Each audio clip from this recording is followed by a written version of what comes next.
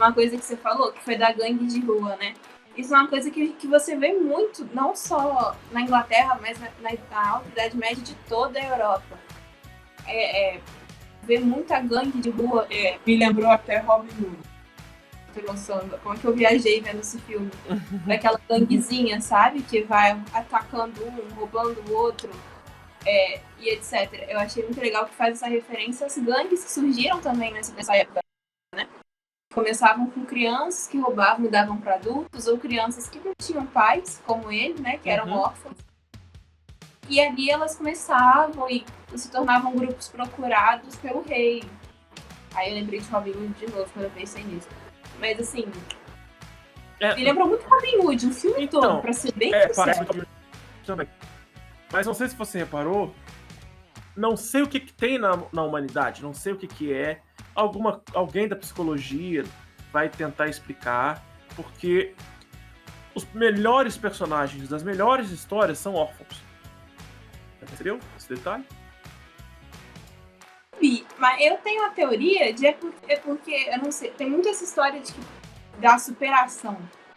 Todo texto, assim, de medievo, tem um nome específico, um tipo literário desse tipo de história, que eu esqueci.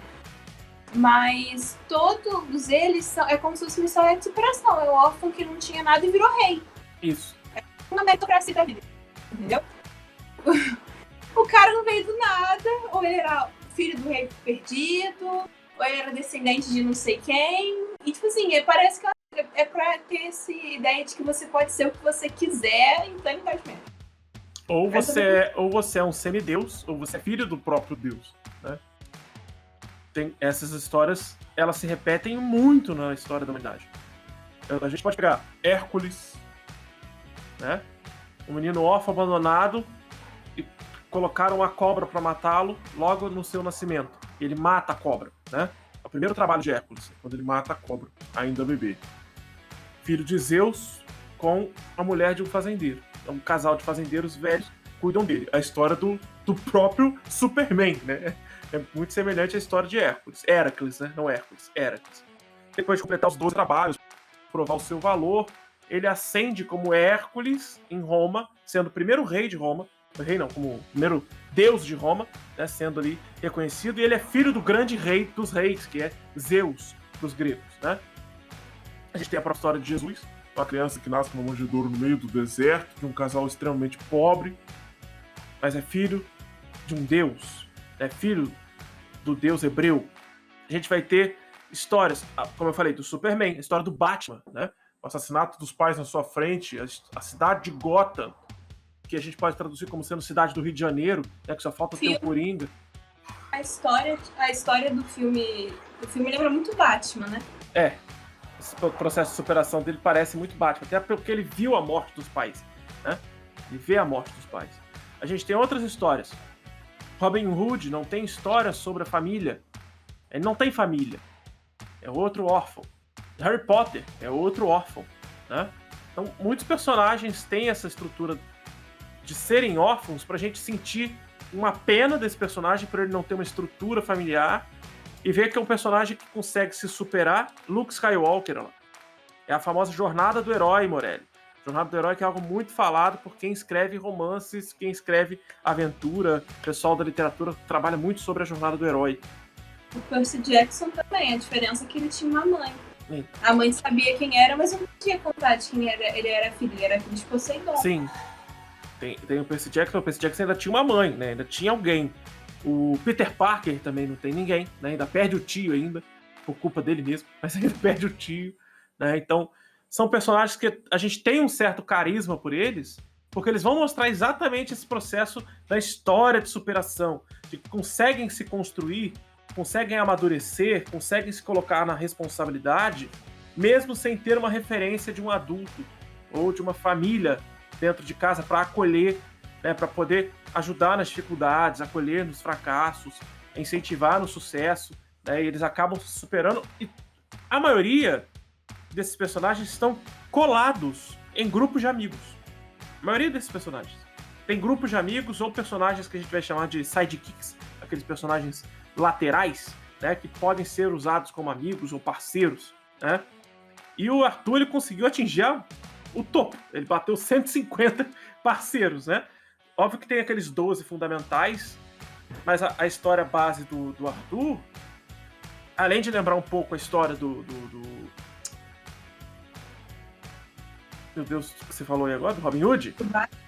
Não, do Robin Hood, que você tinha falado antes. Ah, do Robin Hood, é. Isso. Além de ter lembrado um pouco a história do Robin Hood, a Daenerys é órfã também, tem toda uma história de superação, né? O Jon Snow também é órfão, tem toda uma história de superação, apesar de eu detestar o personagem e o ator, mas acho péssima a história dele. Mas realmente, é porque eu acho que foi uma história muito boba, muito básica. Mas merecia mais o personagem. E a série também merecia mais.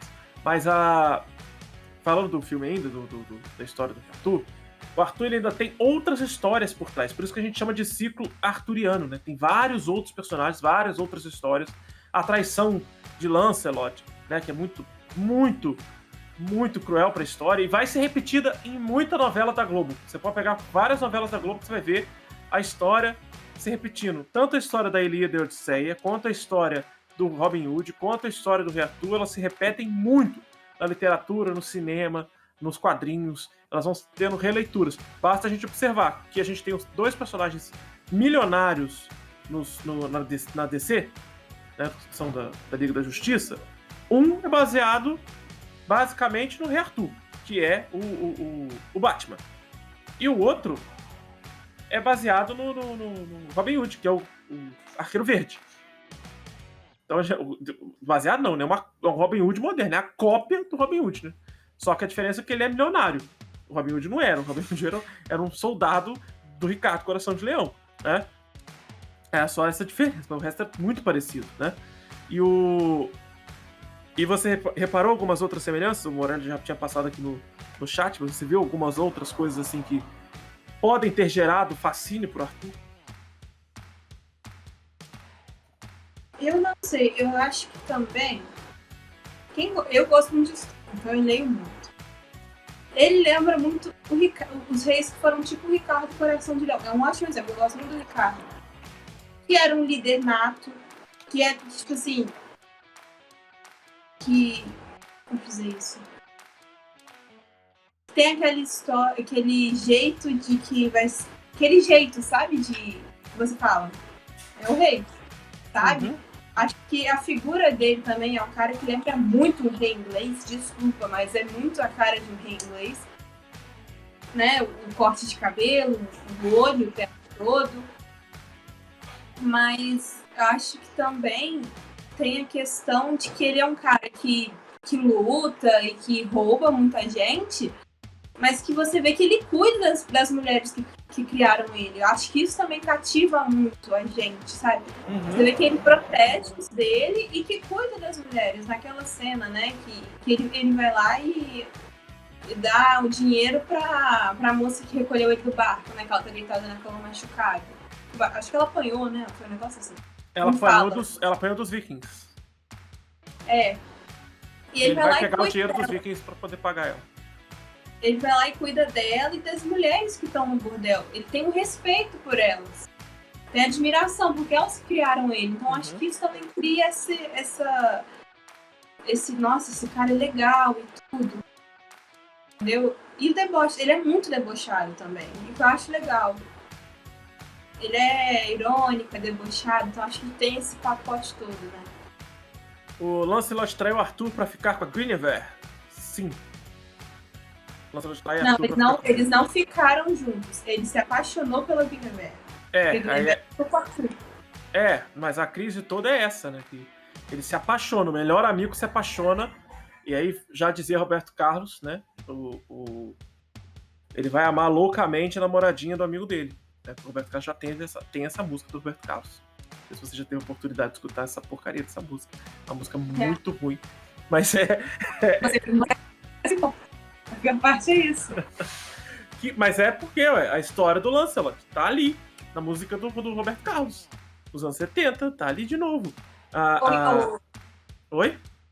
Eu ia falar pro Morelli que se o Morelli já achou isso intrigante, é que você não sabe que a Morgana tentou dormir com o Arthur umas 2 vezes, né? Já nas histórias, e não consegue. Aí Lembrando, fica um triângulo amoroso. lembrando, A Morelli, Guinevere com a Morgana, e depois entra o Lança. Meio fica ótimo. lembrando, Morelli, que Morgana é irmã dele, tá? Exatamente. E que em muitas histórias ela é a vilã da história, porque ela é uma bruxa. Existem outros personagens dessas histórias. A Guinevere é uma delas. É que é a dama perfeita. É a princesa que tem que ser salva do castelo. E o Tario é a irmã dele. E a Guinevere, ela é cantada e ela é traçada em várias histórias, em vários cantos de diversos menestréis, mas não é menestréis, a gente chama de bardos, né? Vários bardos da Idade Média, assim como tem lá no The Witcher, né? A gente vai encontrar o bardo que perturba ele a vida inteira dele. Na história do Rei Arthur vai ser cantada muitas vezes, vai ser contada, passada de pessoa para pessoa, mas também vai ser cantada inúmeras vezes. Assim como as histórias da Ilíada e da Odisseia, antes de serem escritas na Grécia Antiga, assim como as histórias que compõem os livros da Bíblia, foram todas faladas, cantadas, passadas de pai para filho, de geração em geração, até serem compiladas num livro. Assim como as histórias... Oi? O Quixote também é assim. Don Quixote também é assim. A gente vai ver algumas histórias na humanidade que são desse formato. Vão sendo contadas. De pai para filho, a gente vai chamar isso de história oral. E esse processo depois vai ser escrito. Os monges copistas começam a escrever. A gente não sabe exatamente alguns termos, por exemplo, porque alguns monges, como tudo era copiado à mão, alguns monges tinham letras horrorosas que a gente não conseguia entender.